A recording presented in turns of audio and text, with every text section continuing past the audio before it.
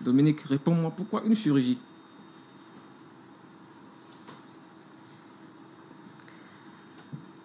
Dominique, pourquoi une chirurgie? Réponds-moi rapidement, s'il te plaît.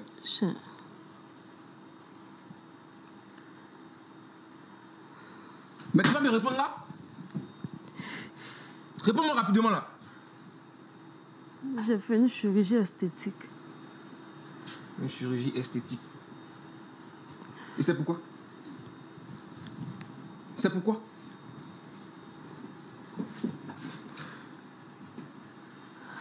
Mais tu vas... Viens là. Pourquoi une chirurgie esthétique? C'est pourquoi? Dominique, c'est pourquoi?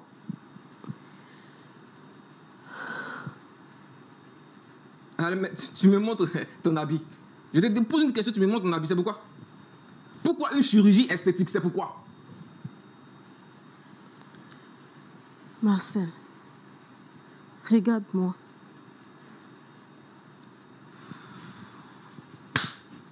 Dominique. Marcel, je te demande... Dominique, j'espère que c'est pas ce à quoi je pense. Marcel. J'espère que c'est pas ce à quoi je pense, Dominique. Ne me dis pas ça. Marcel. Tout ça, c'est à cause de toi, Marcel. Tu connais ma position face à cela, Dominique. J'espère que c'est pas ce à quoi je pense, Dominique. Tu connais très bien ma position. Tu connais très bien ma position. Marcel, tu m'as poussé à le faire. Je n'étais même plus séduisante. Quand tu me regardais, c'est comme si tu ne voyais même pas ta femme. Ah bon? Donc comme ça, tu me jettes la faute? Tu me jettes la faute? Marcel, j'avais perdu cette saveur. Tu passais ton temps à me comparer à celles des femmes de tes amis au travail. J'en avais marre. Mais attends. Est-ce que tu t'es obligé de me cacher cela? Tu t'es obligé de partir jusqu'au Maroc sans me dire? Tu t'es obligé de le faire? Tu connais très bien ma position, non? Marcel, pardonne-moi. Je te demande pardon. Marcel. S'il te plaît, s'il te plaît. S'il te plaît. Allez, Dominique, relève-toi.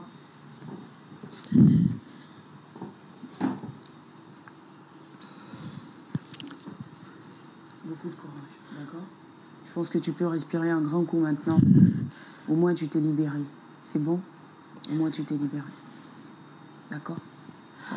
Alors, reste assise un moment. Le temps que je donne aussi la parole au public ici, ils vont nous dire ce qu'ils pensent aussi de cette situation et certainement peut-être à ta place, qu'est-ce qu'ils auraient fait. Alors, public, je suis à vous. Wow. Ouais, respirez un grand coup. Hein. Allez, respirez aussi un grand coup. Quelqu'un a envie de parler, de dire quelque chose, soit à Dominique, soit à son époux. Un frère veut y aller. Shalom, frère. Merci. Vous allez bien? Oui, ça va. D'accord.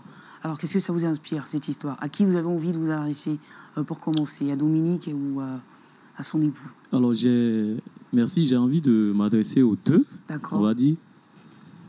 Dans un premier temps, à Dominique, lui dire de prendre courage parce que déjà, j'ai envie de dire mieux vaut tard que jamais.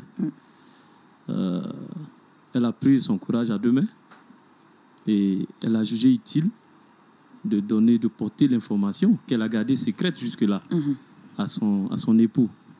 Déjà, c'est un courage à saluer. Et puis, il ne faudrait pas que l'erreur d'hier se poursuive, évidemment. Qu'elle tire leçon de tout ce qu'elle a commis comme erreur. Parce que si elle arrive à ce niveau-là, pour qu'il y ait un point d'accord, c'est parce que déjà, elle s'est rendue compte qu'elle a fait déjà des erreurs. Donc, tirer leçon de ces erreurs pour mieux rectifier les choses pour l'avenir. Donc, courage à elle.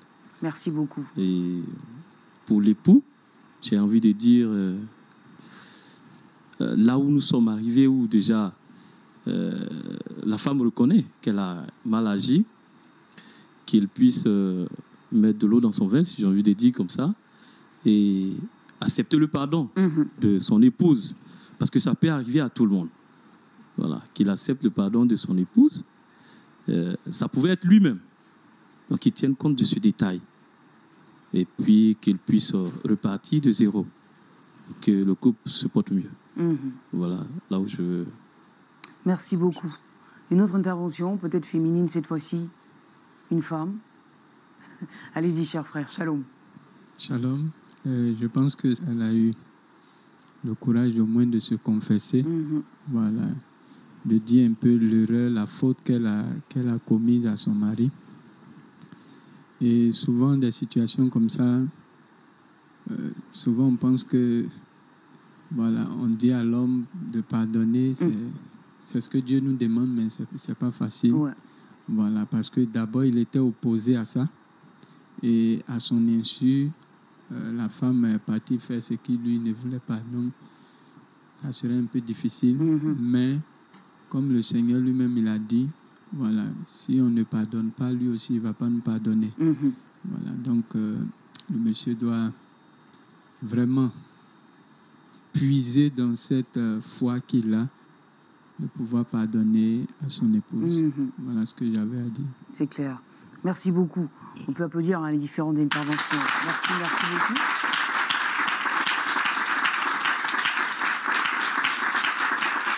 Merci beaucoup. Le temps maintenant de laisser toute la place évidemment à la parole de Dieu, à la loupe de la parole. Et c'est bien sûr avec le pasteur Tchoumou. Shalom, pasteur. Oui, shalom, Claudia. Voilà une nouvelle situation que nous avons ce soir, voilà, qui se vit sous nos yeux. Pasteur, d'un côté, on a effectivement le mari qui se sent blessé, trahi par sa femme. Et d'un autre côté, sa femme qui a des arguments qu'elle présente comme étant légitimes. Et donc, elle rejette un tout petit peu la faute et la responsabilité aussi à son époux. Alors finalement, est-ce qu'on va chercher qui a tort ou qui n'a pas tort? Mais bon. Première analyse avec vous tout de suite à chaud. Oui. Je me rends compte que les couples chrétiens ont des difficultés. Je commence par m'adresser à monsieur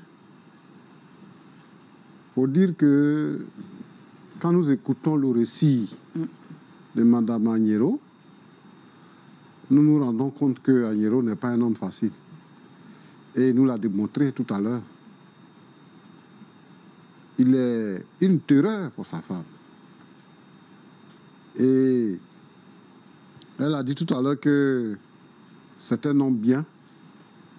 Et lui aussi, il a dit pareil concernant sa femme. Mais ça doit vraiment se traduire dans les faits. Mais quand moi, je regarde son attitude vis-à-vis de son épouse, et il la traumatise. Ça, c'est la première chose. La deuxième chose que je voudrais retenir, c'est que elle a fait des jumeaux 2 fois.